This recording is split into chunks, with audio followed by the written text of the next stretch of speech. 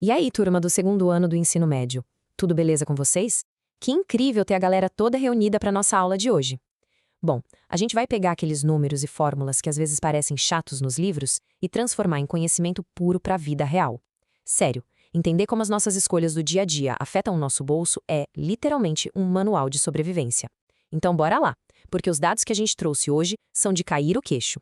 Para começar, dê uma boa olhada nesse número gigante. 78 milhões. Hoje, 78 milhões de brasileiros estão com o nome sujo, presos em algum tipo de dívida. É uma parcela absurdamente grande da nossa população enfrentando o tal do superendividamento. E a pergunta que não quer calar é: como é que tanta gente chega nesse ponto?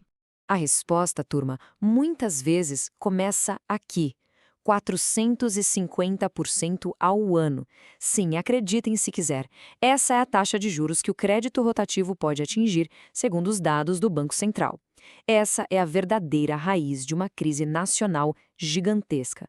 Quando uma dívida cresce a 450% ao ano, fica super claro que o problema real não é nem o que a pessoa comprou, mas sim o custo de não pagar essa compra na data certa. E para a gente entender como essa engrenagem roda, o nosso roteiro de hoje está bem amarradinho. 1. A realidade do endividamento. 2. A magia e o perigo dos juros. 3. O caso do Marcos. 4. Calculando o prejuízo. E 5. Como fugir da armadilha. Ponto 1. A realidade do endividamento. A dura realidade do crédito rotativo. Vamos direto ao problema central da coisa. Sabe quando a gente fala de dívida de cartão de crédito? Existe um mecanismo automático que entra em ação assim que a fatura não é paga no valor integral. É o famoso crédito rotativo. E detalhe, não é um empréstimo que a pessoa vai lá no banco sentar com o gerente para pedir, não. É um financiamento automático e de curtíssimo prazo que o banco simplesmente te empurra no momento em que você decide pagar só o mínimo da fatura ou qualquer valor que não seja o total. É uma armadilha financeira pesadíssima, justamente porque os juros são astronômicos. E olha só como isso se reflete na vida real. Essa manchete escancara o problema. O crédito rotativo pressiona o orçamento de milhões. A falta de planejamento faz com que comprinhas rotineiras virem uma questão social super grave. E um dado que chama muita atenção é que a maior parte das pessoas inadimplentes são adultos ativos ali entre 26 e 60 anos, que é exatamente a fase em que as despesas da casa costumam ser mais altas. É um efeito dominó perigosíssimo. Número 2. A magia e, claro, o perigo dos juros. Entendendo a matemática do dinheiro. Para não cair nesse efeito dominó, a gente precisa dominar a matemática que dita as regras da nossa economia.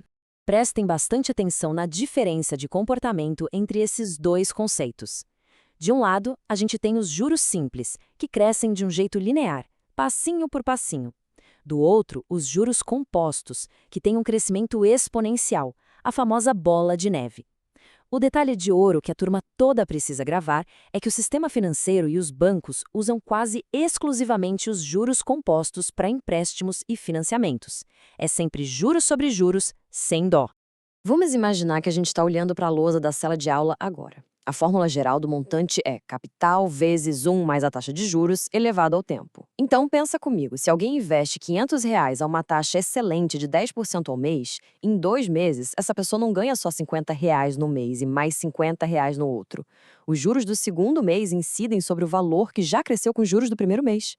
O resultado ali dá R$ 605. Ou seja, os juros compostos, quando jogam no nosso time, são maravilhosos.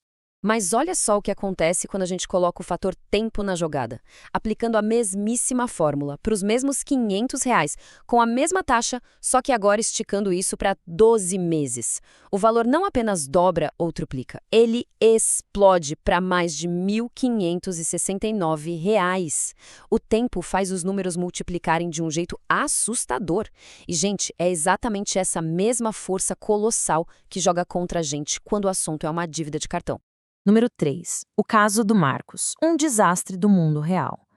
Para a gente entender o lado sombrio dessa matemática toda, bora olhar para uma situação prática.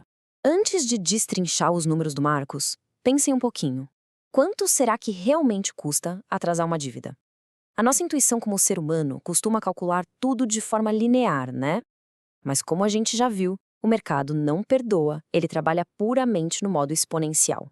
Bom, o cenário do Marcos foi o seguinte: ele comprou um notebook de R$ 5.000. Ele decidiu pagar com cartão de crédito à vista, só que o pagamento no crédito tinha um acréscimo de 4% da maquininha. Ele tinha a certeza absoluta que ia receber uma grana no mês seguinte, então ele topou. Nisso, a dívida inicial dele já saltou para R$ 5.200. Só que aí, a famosa Lei de Murphy entrou em cena. Deu um BO, surgiu um imprevisto enorme e o pagamento da fatura atrasou exatos 4 meses. Número 4. Calculando o prejuízo. Fazendo a matemática brutal.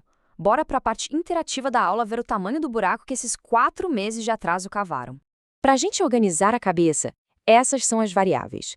O capital inicial, o C, é de R$ 5.200. A taxa de juros do rotativo é uma pedrada, 15% ao mês, aplicados de forma composta. O tempo é de 4 meses.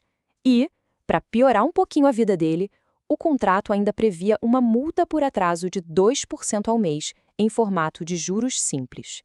E aí tá a revelação do estrago. Aplicando a fórmula de juros compostos em cima do saldo principal, os R$ 5.200 viram absurdos R$ 9.094,83.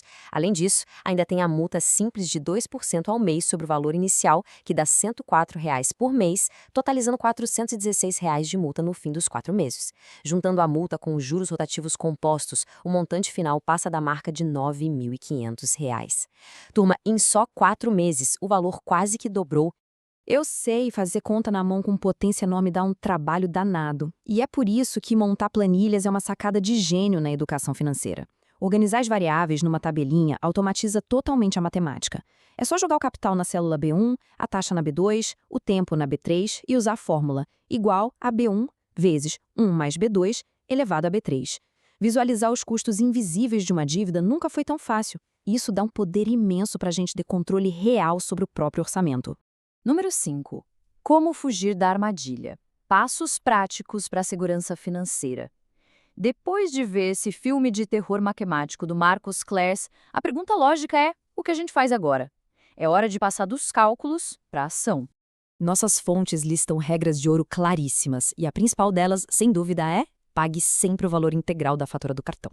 Nunca caia na ilusão do pagamento mínimo, que é o gatilho perfeito para os juros rotativos. Outras dicas essenciais: acompanhem os gastos de perto pelo aplicativo, estabeleçam um limite pessoal que faça sentido para a realidade de vocês e não aquele limite gigante que o banco oferece, montem um planejamento mensal, evitem ficar parcelando compras pequenas que vão comprometer o futuro e, claro, tenham uma reserva de emergência guardada. Assim, o imprevisto, tipo o que rolou com o Marcos, não vira uma tragédia exponencial. E para fechar o nosso bate-papo de hoje, fica essa reflexão aqui no ar. Cada decisão financeira, seja de comprar à vista, atrasar uma fatura ou poupar uma grana, acorda a força dos juros. O tempo vai passar de qualquer jeito, turma, e a matemática vai agir quer a gente queira ou não. Resta saber para qual lado. O crescimento exponencial vai trabalhar construindo um futuro sólido para vocês ou vai ficar multiplicando uma dívida impagável? Entender esses conceitos é literalmente ter a chave na mão para assumir o controle do próprio destino financeiro. Pensem com carinho nisso. Um grande abraço para todo mundo e até a próxima.